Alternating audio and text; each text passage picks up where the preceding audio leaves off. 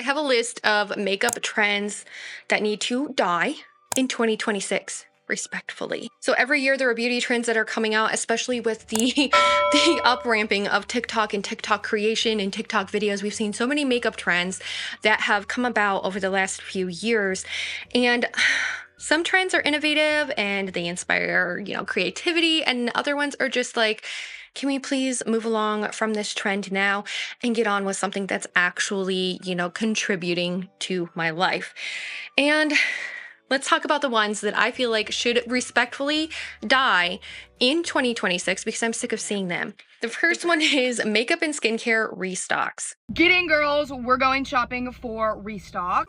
Let's restock $1,000 worth of groceries. And baby, this is a 2-day project. This just pushes the thought of over-consumerism. I have never done I've never done a makeup restock. I've never done anything like that. Basically, it's the aesthetic of restocking certain things in your makeup collection or your skincare collection. And a lot of this is ASMR driven. Yes, it is. What would you say? Mind clearing. It feels a little bit therapeutic just to hear the ASMR of it all.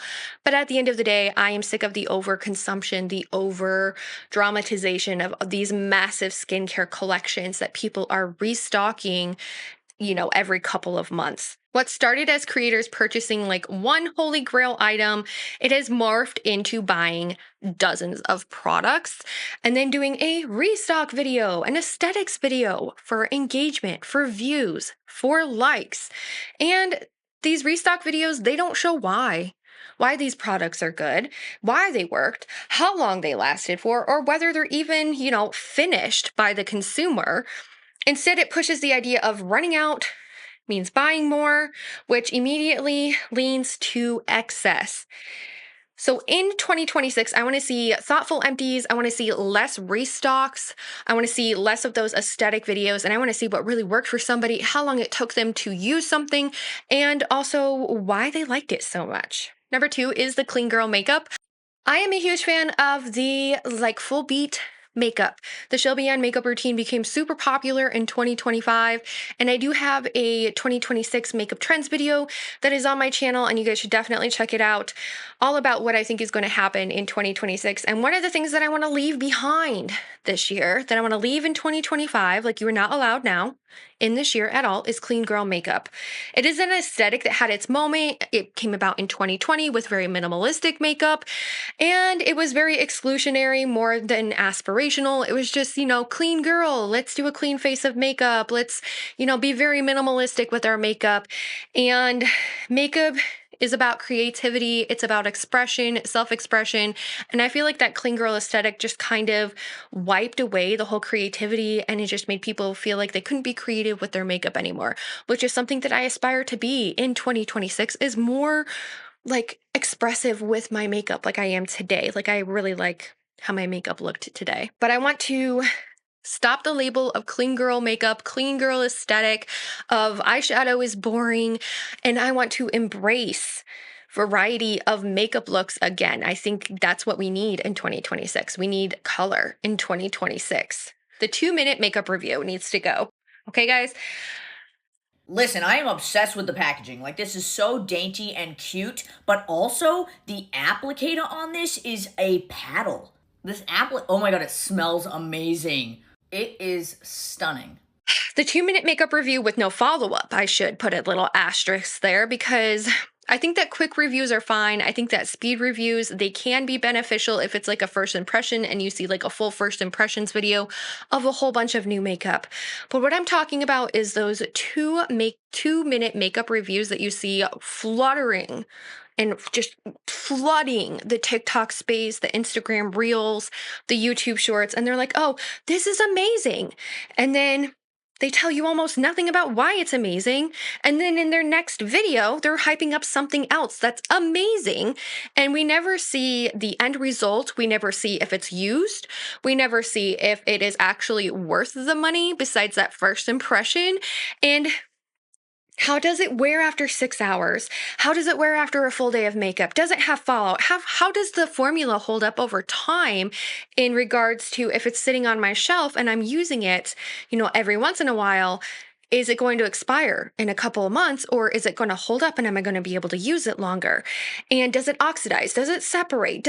Like, there's so many questions that all these 2-minute reviews are not like touching on, especially in the TikTok space. And I'm so fed up with the 2-minute review that this is amazing, and then moving on to the next product that this is amazing, and we don't get the nitty gritty details like what we do here on YouTube. Without real testing, these reviews that we see, the 2-minute reviews, they are 1000% worthless to me.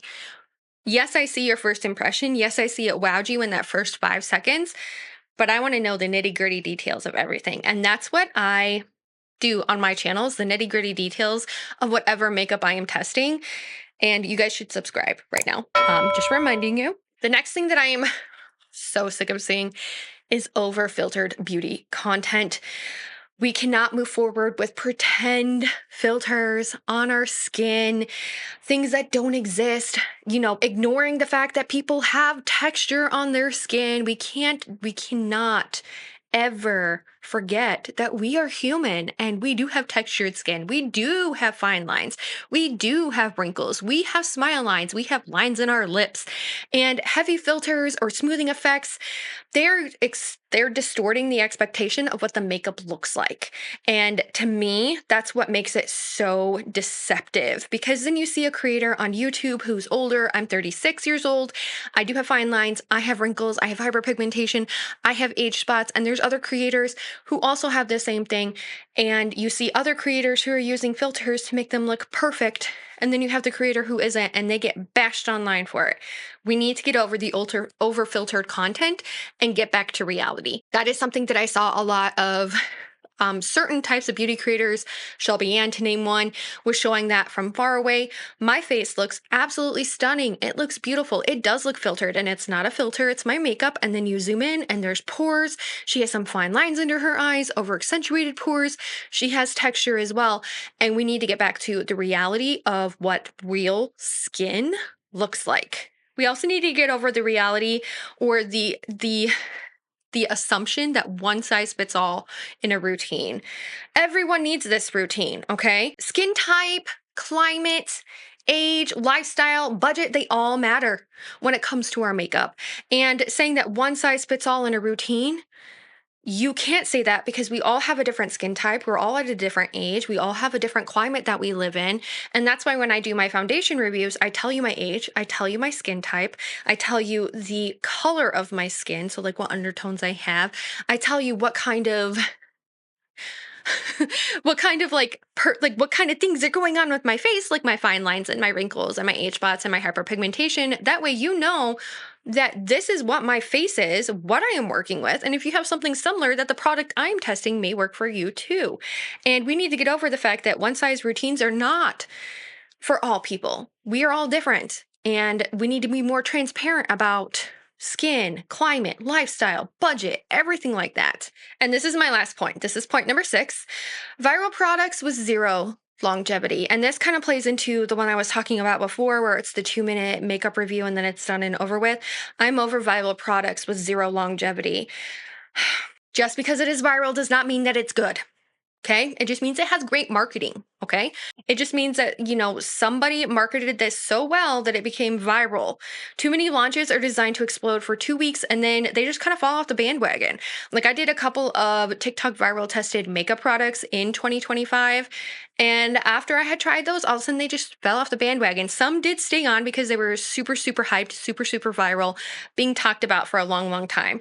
But in 2026, I want brands to focus on quality and performance and long-term wearability rather than it being a shock factor for marketing. I want the less viral product, and I want the more I just want product that isn't flying off the shelves every 5 seconds and then not being talked about again, ever again. And that, as a beauty consumer, gets really frustrating to me when you see all these trending makeup products that are on TikTok for 2 weeks, that are on TikTok for 2 months. Everybody's talking about it. You go to test it out. Yeah, it's good. And then it falls off the map. All of this contributes to overconsumerism of makeup products in the makeup space.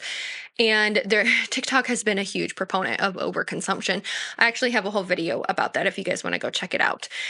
The bottom line, though, is that these makeup trends, any kind of makeup trend, it shouldn't really pressure you to buy more or look the same or erase reality. Like makeup trends, these need to go. These ones just need to go.